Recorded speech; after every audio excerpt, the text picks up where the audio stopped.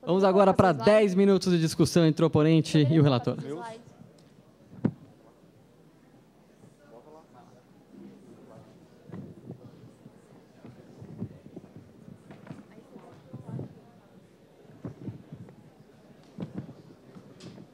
Bom, inicialmente, eu queria que você voltasse para aquela integral. Tá. Aí. Obrigada. Da onde você tirou que era mk sobre x²? Por que mk?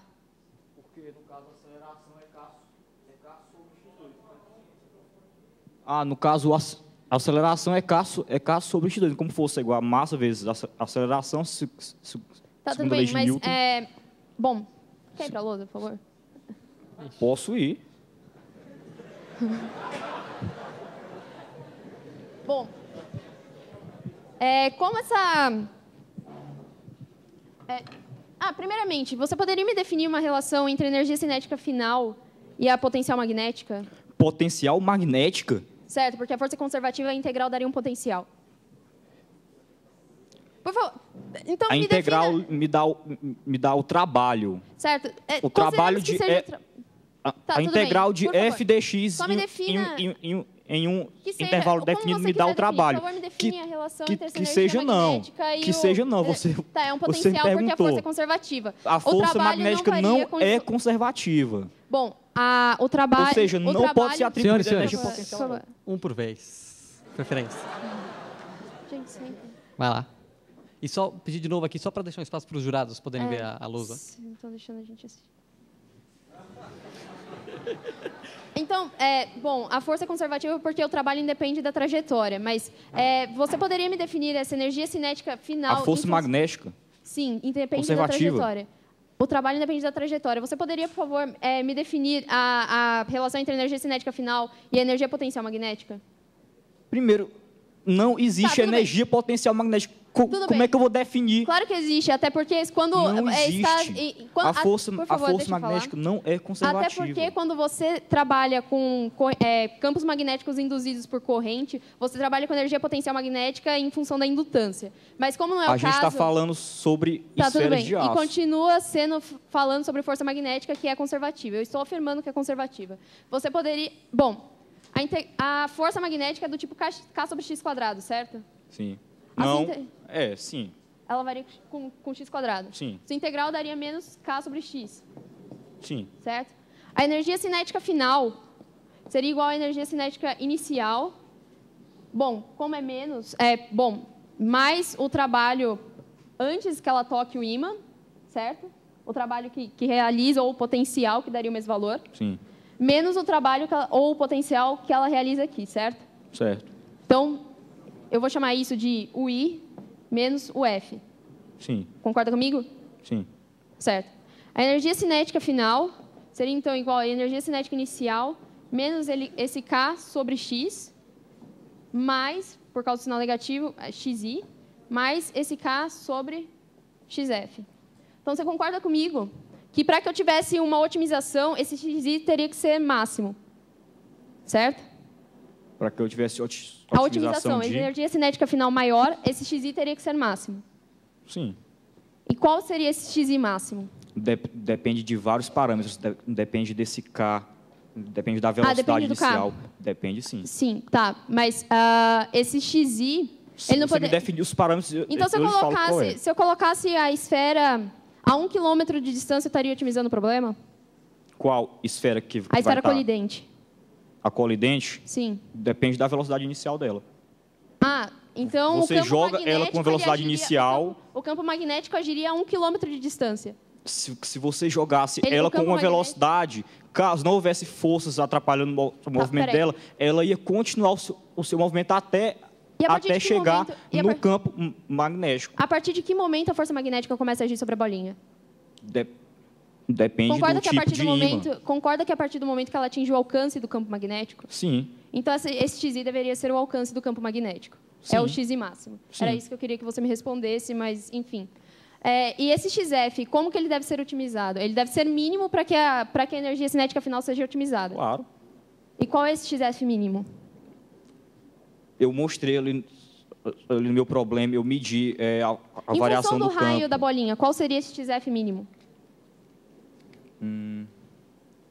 Bom, primeiramente, para que nós conseguimos chegar nesse parâmetro, se eu tiver bolinhas, o alcance vai até aqui, vou chamar de A. Sim. E eu tenho as bolinhas aqui. Sim. Certo? Se eu ultrapassasse esse alcance A, o efeito seria otimizado? Não. Por quê? Porque, no caso, foi o que eu falei ali. A onda mecânica ela vai se propagar e ela vai ser dissipada. Só por isso? Não haveria, por exemplo, a ejeção de mais de uma bolinha e, portanto, o efeito não seria maximizado? Pode sim haver ejeção. Tá, de mais de uma bolinha, certo? Sim. E, portanto, o efeito não seria maximizado? Não. Obrigado. Então, o número ótimo de bolinhas seria definido pelo alcance máximo do ímã. Eu só não entendo como é que o número de bolinhas interfere no problema, já que ele deixa bem claro a posição. Sim, a posição do ímã em relação à fila. Sim. Certo. Então, como a análise é limitada, eu queria outros parâmetros de otimização. Mas se o problema ele limita, para que eu tenho que lhe dar outros parâmetros? Eu acabei de te falar que era o alcance e isso você não me definiu que deveria ser o alcance e, portanto, o ímã deveria ser o primeiro da fila, que então, essa seria a gente tem que manter o foco no problema, certo? Não, mas eu gostaria então, vamos manter o foco no problema. Eu gostaria de incrementar essa discussão com outros parâmetros de otimização. Você poderia Mantenha me responder? o foco no problema, por favor. Eu gostaria de continuar. Você poderia só responder essa minha pergunta? Se ela for do problema, eu respondo. Certo.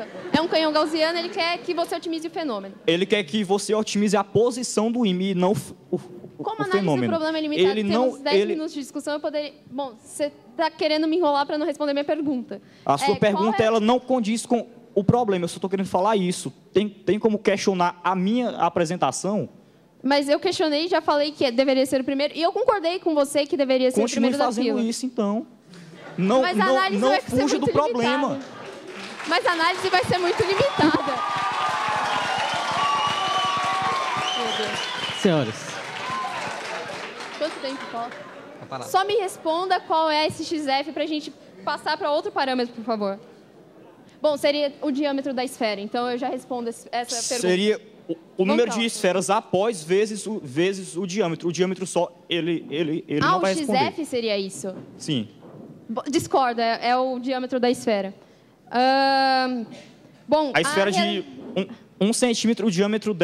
então, quer dizer que, tipo, 1 centímetro já ia ser suficiente. Não. Eu estou dizendo que, para que o efeito seja maximizado, todas as bolinhas teriam que estar contidas dentro do alcance, e o alcance todo teria que estar preenchido pelas bolinhas. Sim, claro. Em outro caso, você haveria esse potencial magnético...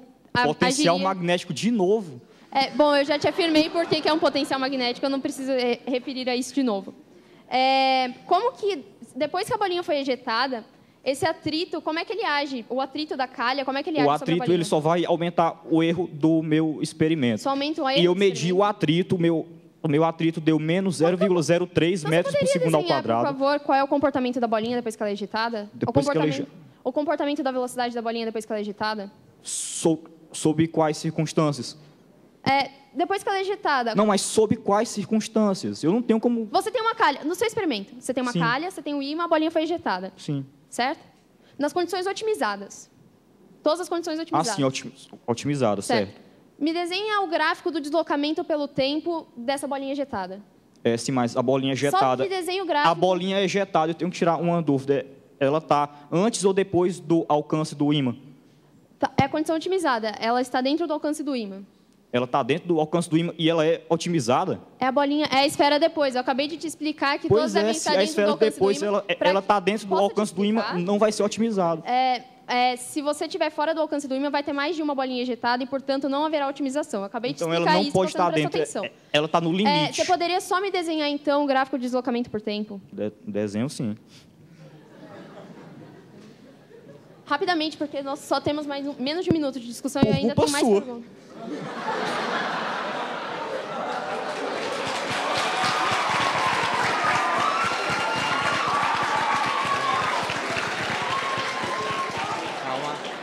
Só respondendo, eu gostaria de dizer que foi por culpa sua que me enrolou nas respostas. Por favor, rapidamente, só me desenha, só me plota o gráfico. Rapidamente, que nós só temos mais 30 segundos. Ah, assim que se comporta. O atrito não é constante. A partir do XF. Ah, desculpa, mas se você tem só o atrito agindo como força resistente, você teria um comportamento mais ou menos assim. É um movimento uniformemente variado. E o desenho da velocidade. Bom, mas tudo bem, eu já desenhei o gráfico, não precisa mais de resposta. A posição aumenta. Isso aqui... Sim, a posição está aumentando e a aceleração é negativa por causa do atrito. Então, você tem uma... Infelizmente, está encerrado o período de discussões.